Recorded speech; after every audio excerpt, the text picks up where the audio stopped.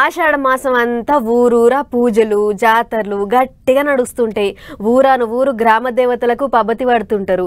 ఇప్పటికీ ఇంకా శాన జాగల్ల బోనాల జాతర అయితేనే ఉన్నది. అట్లనే ఇక ఆషాఢ మాసంలో ఒక్కో జాగల ఒక్కో తీరుగా పూజలు చేస్తుంటారు.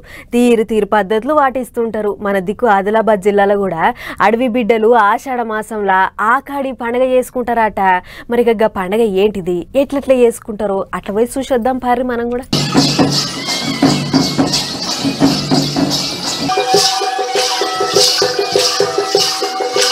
ఆదివాసుల పండుగలే పండుగలు. ప్రకృతిని అస్సలు మర్చిపోరు. పండుగ చేసుకున్నా, జాతర చేసినా, మొక్కులు మొక్కినా, పూజలు చేసినా అంతగా అడవి తల్లినే నమ్ముకుంటారు. ఇక అట్లనే ఇప్పుడు అడవుల జిల్లా ఆదిలాబాద్ జిల్లాలో ఉన్న గిరిజన ఆదివాసి గూడాలల్లా ఆషాఢ మాసం అఖాడి పూజలు జోరుగా నడుస్తున్నాయి.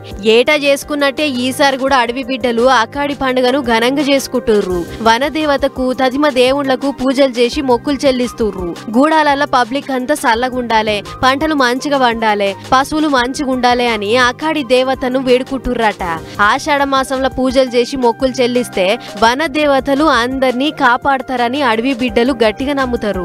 అంతేకాదు అడవిలకు పోయినప్పుడు పులులు గుడేలుగులు అసొంటి జీవాలు ఏం చెయ్యవని నమ్ముతారట. వెనకటి సంధి వస్తున్నదట గీ ఆచారం. అంతేకాదు పెద్ద పులిని వాగోబా ఖాందేవ్ అని పిలుచుకొని పూజలు చేస్తారట ఆదివాసులు.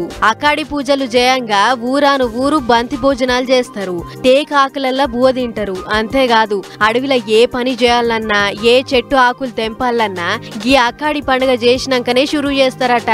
అప్పటిదాకా అడవిలో చిన్న పూచిక పుల్ల కూడా ముట్టుకోరట.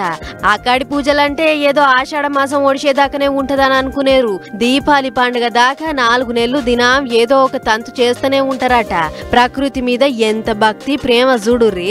చెట్లు పుట్టలు అడవిలో తిరిగే ప్రతి జీవి ఆదివాసులకు దేవతలే.